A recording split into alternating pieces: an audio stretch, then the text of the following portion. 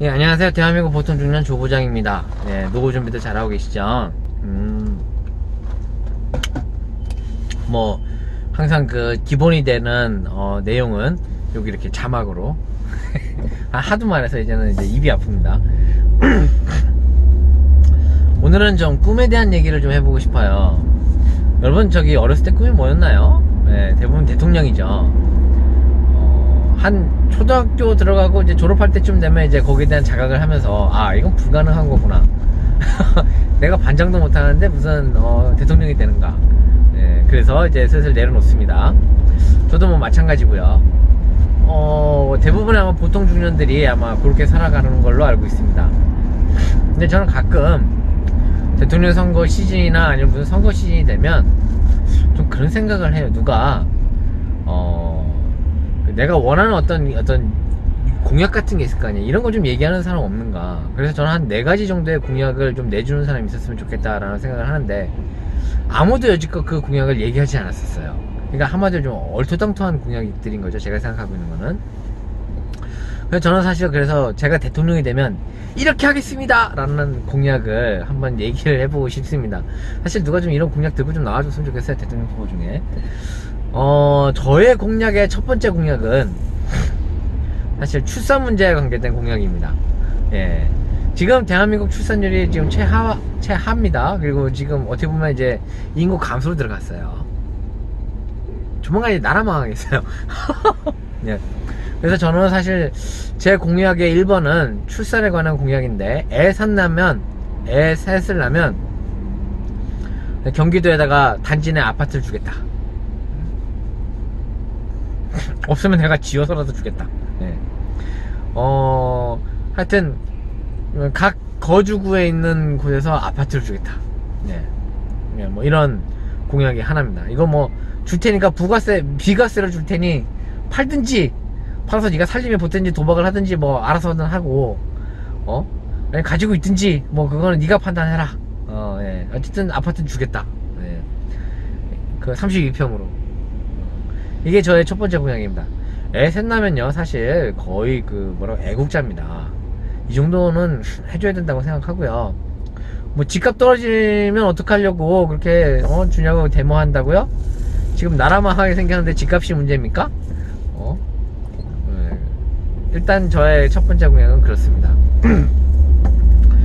근데 뭐 강남에 사는 사람한테는 아파트 사줄 수는 없으니까 다 공평하게 우리가 뭐 기획도시 같은 데다가 아파트를 주겠다 뭐 이런 식으로 어쨌든 32평을 하나 주겠다 이런 식으로 하는 게 제 첫 번째 공약이고요. 그 다음에 두 번째 공약은 사실 환경 및 이 교통 문제에 대한 내용입니다. 여러분 혹시 기억하시는지 모르겠는데 10년 전에 택시 노조가 한번 하루 전체 파업한 날이 있었어요. 개인 택시를 제외하고 일반 영업용 택시들이 전체 파업을 했는데, 그날 사실 아무 일도 안 일어났습니다. 교통대란 전혀 안 일어났고요. 도로가 엄청 뻥 뚫려서 출퇴근 시간이 원래 1시간, 정차가 있어서 1시간씩 걸리는 거리가 20분 만에 주파를 했습니다. 택시 노조가 깜짝 놀랐어요. 그래서 하루 만에 이 파업을 철회하고 다시 본업으로 복귀했습니다. 이제 스스로 안 거죠. 영업용 택시가 없어도 별 문제가 없다. 네, 사실 그 사람들은 지금 암암리에 지금 가리고 있는 내용인데, 그래서 저는 사실 대통령이 되면 개인 택시를 제외한 영업용 택시를 전부 없애버리겠습니다. 네. 영업용 택시를 전부 없애버리고, 개인 택시는 반드시 나이가 60세 이상 되신 분들만, 그것도 전기차로만 할 수 있습니다 라고 이제 공약을 하겠습니다. 그리고 이거 외에 사실 개인 택시만 가지고 좀 부족하잖아요. 그래서 우버 택시나 뭐 이런 어떤 특별 자치 이제 우버 택시를 운영할 수 있는 구내에서는 이제 우버 택시나, 그게 아니면 뭐 타다와 같은 카카오 택시 같은 이런 5G와 연결된 대중교통을 활성화시키겠습니다. 이제 그게 저의 이 두 번째 공약이 될 겁니다. 이건 아마 제가 대통령이 돼서 진짜 이걸 실행을 하면 아마 엄청난 파업과 이런 뭔가 데모들을 겪게 되겠지만, 저는 할까 합니다. 저는 감행하고 싶어요. 저는 대부분의 아마 대한민국 국민들이 아마 이 정책을 반길 거라고 물론 이제 택시로 먹고 사시는 분들은 좀 반감을 가지시겠지만, 예. 그럼 그분들에 대한 대책은 또 그때 다시 생각을 해보겠습니다만, 일단은 저는 너무 운전으로 먹고 사는 사람이 많고 때문에 너무 교통사고가 많습니다. 예. 그래서 대리운전도 반드시 전기차, 택시든 무조건 다 대중교통과 관계된 건 일단 전기차. 버스는 일단 저 대체할 만한 엔진이 없으니까 일단은 뭐 그냥 가야겠죠. 어쩔 수 없네요.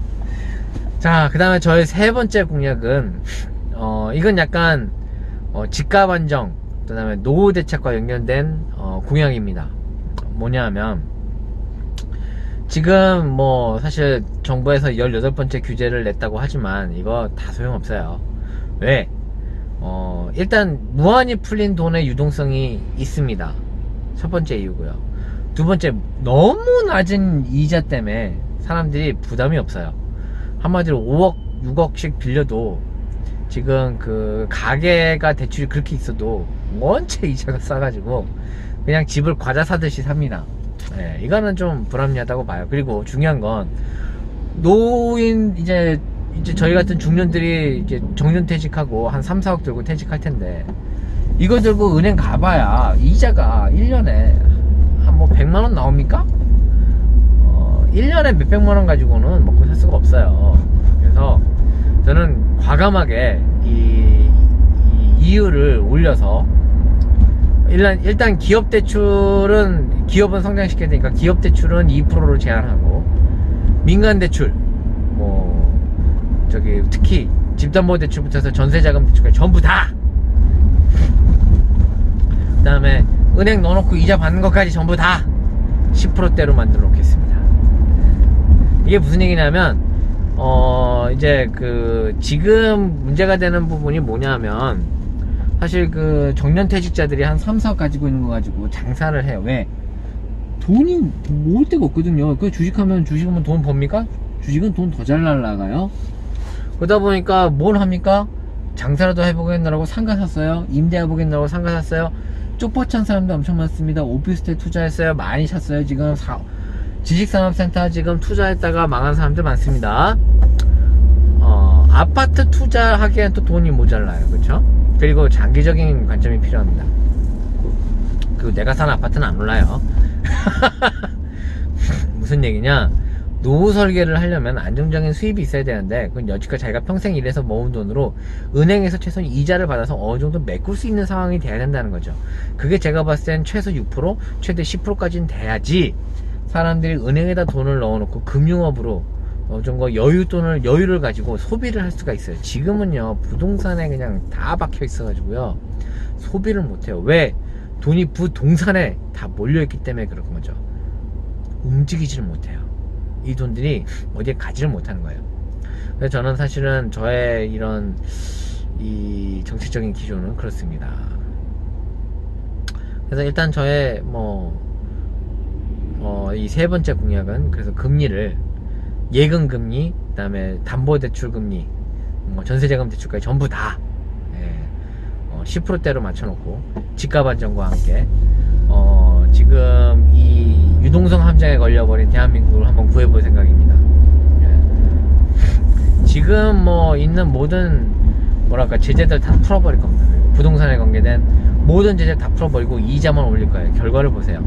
부동산 아마 제재를 300개 한 것보다 더 좋은 효과가 있을 거고, 아까 육아정책과 함께 맞물려서 굉장한 이제 인구 폭발을 일으킬 수 있을 거라고 저는 생각합니다. 다 이제 지금 탄핵되기 딱 좋은 아이템들이죠. 근데 전 정말 제가 대통령 되면 전 그렇게 할 거예요. 저희 마지막은 사실은 이제 기업에 대한 어떤 산업에 대한 얘기인데, 대한민국이 사실 지금 5G에 들어가 봐야 후발주자고, 사실 네임밸류가 깔리는 데다가 어디 딱히 할 만한 게 없어요. 그리고 사실 제가 생각하기에 대한민국의 코딩 기술은 이미 끝까지 올라와 있다고 봅니다. 개인적으로 제가 프로그램 업무를 하고도 있습니다만, 코딩 기술은 얼만큼 왔다고 생각은 해요. 그럼 뭐가 안 되느냐? 코딩 기술이 문제가 아니고 하드웨어가 그걸 못 받치고 있어요. 특히 센서 기술이 그만큼 못 받치고 있습니다. 지금 전 세계 센서 기술을 장악하고 있는 곳은 제가 알기로는 일본인 걸로 알고 있어요. 일본, 독일에 있는 센서들이 현재 최고입니다. 뭐 거리 센서, 뭐 인식 센서, 뭐 어떤 이런 트래킹 같은 어떤 비전 센서들 전부 다 뭐 미국, 일본, 독일 이런 몇 개 안 되는 강대국들이 다 선점하고 있고, 우리 대한민국 해봐야 뭐 한영 럭스하고 오토닉스가 간간히 따라가고 있는데 정말 조족지연이라고 할 수 있죠. 왜냐하면 투자가 그렇게 많지 않기 때문에 그래요. 그리고 여기에 대한 어떤 중요성을 정부도 그렇고 사람도 그렇고 잘 이해를 못하고 있는 것 같아요. 정말 중요한 산업이고, 5G는요 코딩만 가지고 이룰 수 있는 세상이 아니에요. 5G는 하드웨어가 같이 연동돼야 돼요. 거기를 5G를 커버할 수 있는 하드웨어가 제가 알기로는 없습니다. 네. 지금 그래서 그 5G를 연동할 수 있는 하드웨어를 개발하는 경쟁을 하고 있는 거예요, 세계는. 코딩은 제가 봤을 때 정말 갈 만큼 갔어요. 이제 5G의 세계가 온 거예요. 그럼 5G의 이 세계를 감당할 수 있는 하드웨어는 세계는 아직 오지도 못했어요. 왜냐면 새로운 소재나 새로운 테크니컬이나 어떤 새로운 아이템을 찾지 못했기 때문에 그렇습니다. 자, 그러면 저는 대한민국의 모든 어떤 정보력과 자력을 다 거기에 투자할 생각입니다. 뭐 괜히 뭐 안드로이드 비슷한 거 만들 뭐 그런 것도 좋지만, 그거보다 더 좋은 건 사실은 5G를 유일하게 대응할 수 있는 하드웨어를 만드는 게 더 중요하다고 보거든요. 개인적으로 그렇게 생각합니다.